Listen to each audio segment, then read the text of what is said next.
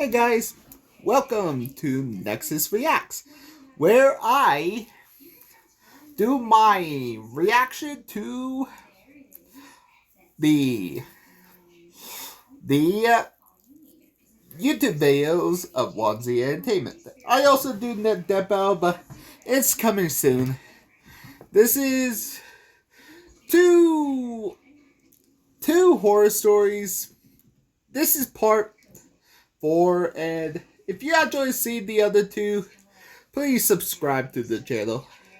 Let's begin. This is what happened at my uncle's house. Among his neighbors was an old woman, about 85 or 90 years old.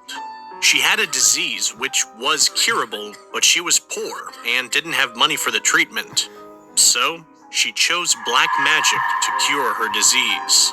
Every day, some people would see her going out of her house around 1 to 2 a.m. and coming back 3 to 4 a.m.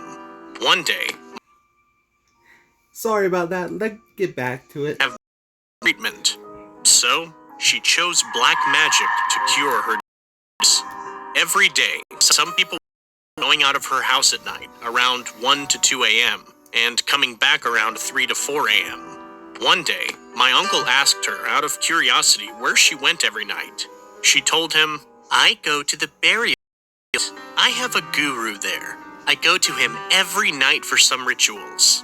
But from now on, if you ever see me at night coming back from there, do not call me or scream my name, because when I come back, I'm not alone. They also come with me."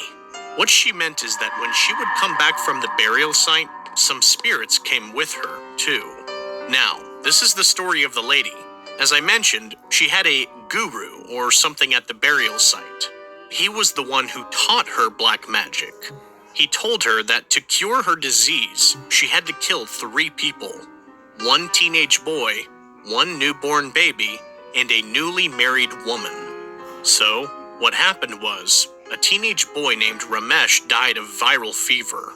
It was very sudden. Just after his death, a newborn baby died too, from fever. Like, everything was happening very suddenly. And after the 2 deaths, one day, that lady visited my uncle's house. She came to my aunt and was trying to talk to her. She was touching her back, her hair and all, and was asking her, "Are you noticing the smell of cooking rice?" My aunt said yes, even though she was not cooking rice. It was like the old lady had hypnotized her.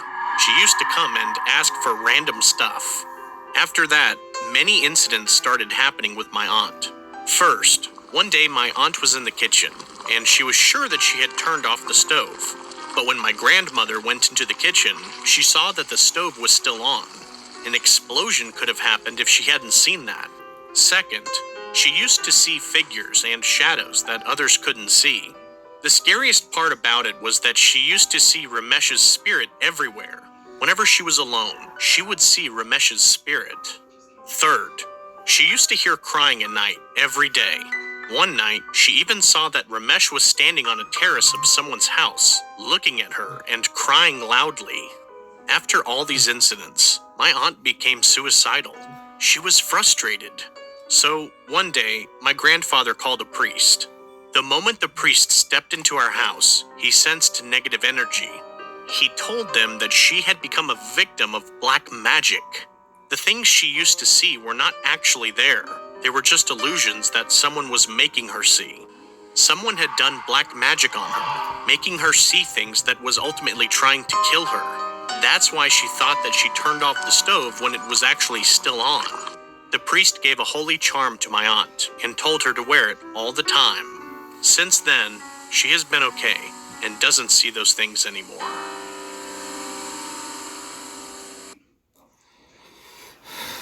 On August 25th, 2004, in a village in Gapyeong City, South Korea, a man working on road maintenance discovered the body of a woman.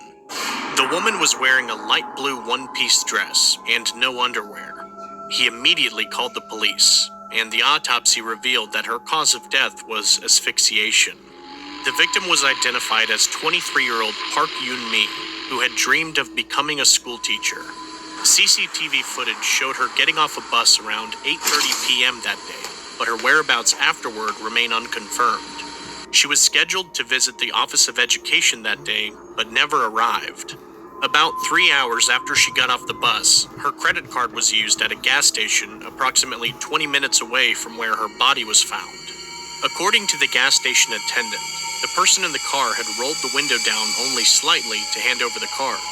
However, the employee could not recall the exact type of car, only that the fuel tank was positioned slightly higher than usual.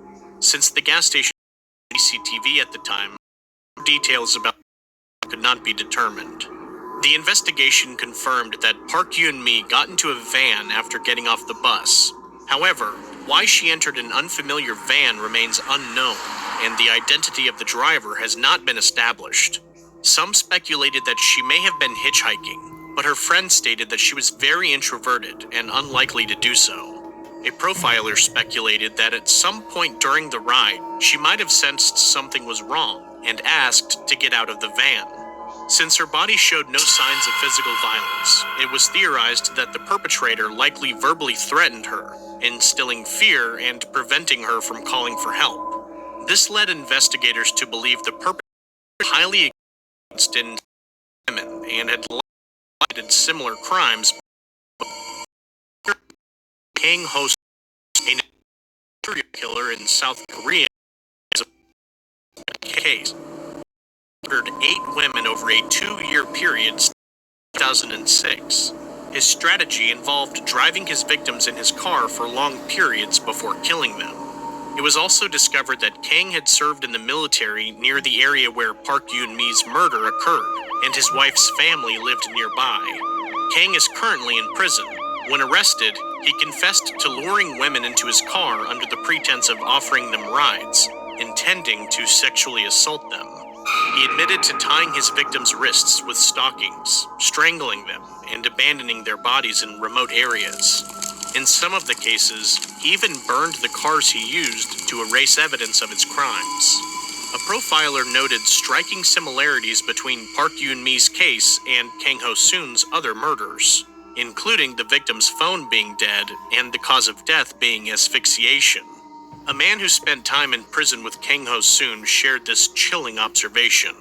Whenever he had time, Kang Ho-soon would draw on A4 paper, and he would always draw women's faces, pinning them to the wall like some kind of exhibit. I once asked him, "Who are you drawing like that?" He replied, "I just draw them from magazines." But to me, the drawings didn't look like celebrities. They looked like ordinary people. And among the drawings, there was one of a woman wearing glasses. According to the police, one of the 8 women that Kang Ho-soon murdered was a woman who wore glasses. And people wondered if the face of the woman wearing glasses that he drew might be Park Yoon-mi's. However, this connection remains unresolved, and the mystery surrounding her case lingers to this day. Okay, guys, have a good day.